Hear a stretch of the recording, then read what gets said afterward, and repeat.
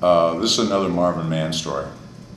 I walked into, maybe I got called in, or I walked into my boss's office and Marvin was sitting there, and he looked at my boss and says, "I thought we were going to have Selmeier redo the benefits analysis." So we were? We were. I guess we were. And so I got tasked with doing that.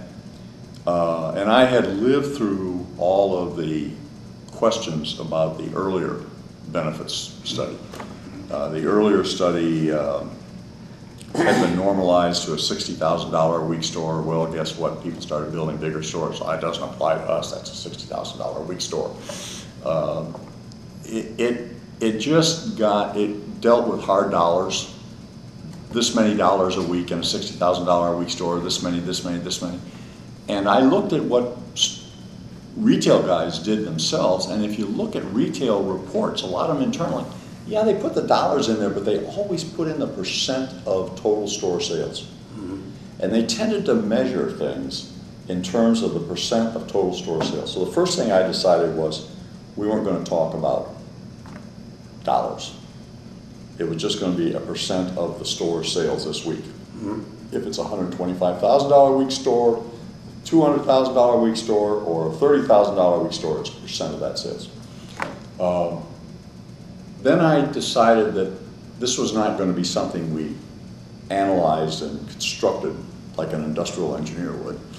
This was going to be reported as to what they were actually achieving as they went out. And so I started calling salesmen who had customers that had good experiences with scanning. And I started asking them, what are they actually achieving in terms of labor scheduling? What are they actually achieving in terms of produce? What are they actually achieving in terms of, checkout, price marking? We went through all those things and any other things. We went through all those other things, and I started to get back some really interesting results. And they were coming from people like Ralph's and Giant. Right. And they were good chains. And I put together a presentation that had all these things in it. And it came out to a whopping huge number. Now, the reason it came out to a huge number was for a couple of things. First thing is, if Giant got something, it got put into the thing. That doesn't mean it's happening at Dominic's, right, or Ralph's or Safeway or whoever else. So, or Lucky, not Safeway, Lucky. Anyway, it really depended upon the chain where they got it. And so I decided to put a caveat up front in this thing and say, no store is getting all of these benefits, but all of these benefits are being achieved in some store. And so we just put it out that way. Then when we got down, we looked at things and I said, some of these benefits you could get if you just had an electronic cash register. You can collect sales figures, things like that. So we started to break things out in terms of ECRs and connected ECRs and mini systems, and then finally scanning systems, and then those that did and didn't communicate. Because if you communicated, you could get this information back into the division-wide marketing programs and things like that more efficiently and effectively. And so we weighted things. The next thing that happened was IBM had sent me to something internally called the President's Class, but it's sort of like a Harvard Business School case study method. And you do a case study every night, and you'd come back, and they taught you to think about finances in a different way. You didn't think about profit margin and things like that. Well, you thought about that, but that's really only a step on the way to return on equity, return on what I've done, and these sorts of things. And so I put all that on the back end of the presentation.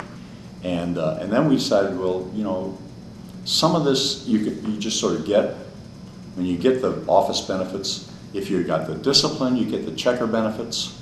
If you got the different things all the way along, we started to put those things in, and then we started getting back benefits that we hadn't even thought of. Mostly having to do with information processing. You did what now? Information processing. Ralph's had done a analysis, because before scanning there never was a way to know what was happening in the checkout lines. They only knew what was coming in the back off the warehouse truck, and that was pretty homogenized over the month, you know. So anyway,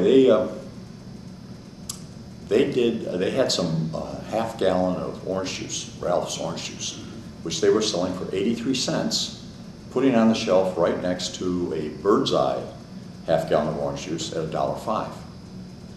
And so they raised the price of their orange juice from 83 to 86 cents, 3 cents up. And the volume of orange juice went up 2%. Of their orange juice? Of their orange juice. They sold more of it at a higher price. So that's a good deal, right? So they raised it another 3 cents. The volume went up another %. Wow. So they were on a roll. They raised it another 3 cents, the volume didn't go up. But they'd gone from 83 cents to 86 to 89.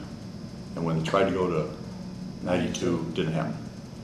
Yeah. But it was very, very, very interesting. So how much money do you make on something like that? That's a humongous profit if you can do that on a number of items. People learned a lot about how to market things, and if I put this on end aisle and this on this, what happens to the volume? It was just incredible the amount of data that people now had to analyze that they could make a lot of money for the chain out of. One of the other things, don't know why it happened, but when you put scanning in, overall sales in that store went up about 10%. Yes, I understand. And that's a 10% I don't have to hire another manager for, don't really have to hire another office staff for, maybe one or more checker or something.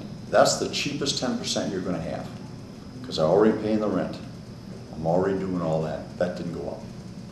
And so it would go up 10% and then it would trade down, but it never went back to where it was. It always stayed up some. So there was a lot of things that we got surprised at. Well, I had this presentation put together, and all of a sudden my manager at that time, Tommy Tomlin, called me down and said, the ad hoc, it wasn't the ad hoc committee, they were gone by then, but the UCC symbol committee is having a meeting in Chicago, and they want you to come up and make your presentation on where benefits stand. And so I flew up to Chicago and walked into a room with a lot of my old friends. Bob Cottrell was there from Kroger, used to call on him. Markets was there. There was a whole bunch of guys. Lou Kohler from Toledo Scale. Right. There were a bunch of guys there that I knew. Of course, Ron Nudie was there from Dominic's.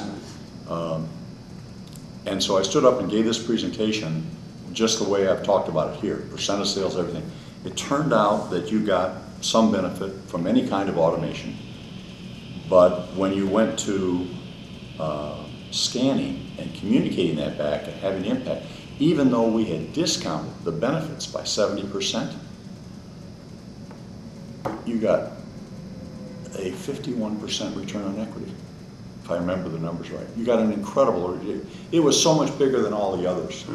Just communicating all that data out of the store, it was incredible what the benefit was if you use that information. And so there was a lot of reaction to that, and one of the happy times was when I got back, Tommy came in my office the next day and said, I've just gotten a call from Tom Wilson, and your numbers are now the official numbers of the Oh, really? Oh, that's great. FMI. Yes. Yeah. Yeah.